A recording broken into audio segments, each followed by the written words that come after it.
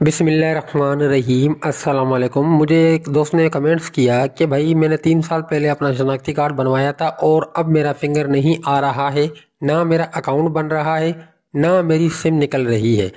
تو اگر آپ کا فنگر پرنٹ موبائل سم نکلواتے وقت کام نہیں کر رہا اور آپ کا شناختی کارڈ 3 سال پہلے جاری ہوا تھا تو اس کا مطلب یہ ہو سکتا ہے کہ آپ کے فنگر پرنٹ میں کوئی تبدیلی یا مسئلہ آ گیا ہے جو اس وقت اس کی درست شناخت میں رکاوٹ بن رہا ہے۔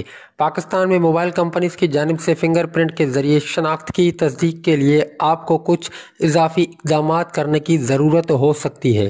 سب سے پہلے آپ کو NADRA national data base and registration authority کے دفتر میں جانا ہوگا، جہاں آپ اپنے شناختی کارڈ کے ریکارڈ کو اپڈیٹ کروا سکتے ہیں۔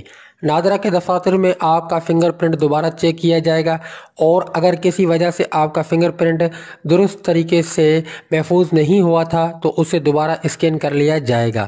نادرا کے دفاتر میں آپ کو فنگر پرنٹ کے اپڈیٹ کے بعد نئے ریکارڈ کے ساتھ آپ کی سم کی شناخت بھی درست ہو جائے گی۔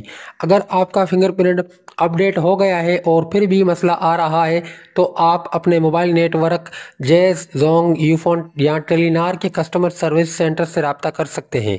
ان کے نمائندے آپ کی شناخت کی درستگی تصدیق کر سکتے ہیں اور آپ کی سم کی تصدیق کے لیے دیگر طریقے استعمال کر سکتے ہیں۔ یہ بھی ممکن ہے کہ آپ کا شناختی کارڈ CNIC میں کوئی مسئلہ ہو، جیسے کہ اس میں کسی معلومات کا غلط ہونا یا فنگر پرنٹس کی صحیح اسکیننگ نہ ہونا۔ اگر آپ کا شناختی کارڈ ماضی میں درست طریقے سے جاری ہوا تھا تو نادرا آپ کو ایک نیا شناختی کارڈ بھی جاری کر سکتا ہے تاکہ اس میں آپ کے فنگر پرنٹ درست طور پر محفوظ ہو۔ کچھ حالات میں اگر کوئی بدنیتی پر مبنی شکایات ہو یا آپ کا شناختی کارڈ یا فنگر پرنٹس کی کسی وجہ سے جعلی یا مشکوک لگ رہے ہوں تو آپ کو پولیس سے رپورٹ یا تصدیق بھی درکار ہو سکتی ہے، لیکن یہ اکثر کم ہی ضروری ہوتا ہے۔ نادرا آفس جا کر فنگر پرنٹس اپڈیٹ کروائیں، اس کے بعد اپنے موبائل نیٹ ورک سے رابطہ کر کے تصدیق کریں کہ آپ کی سم کی شناخت درست ہو چکی ہے۔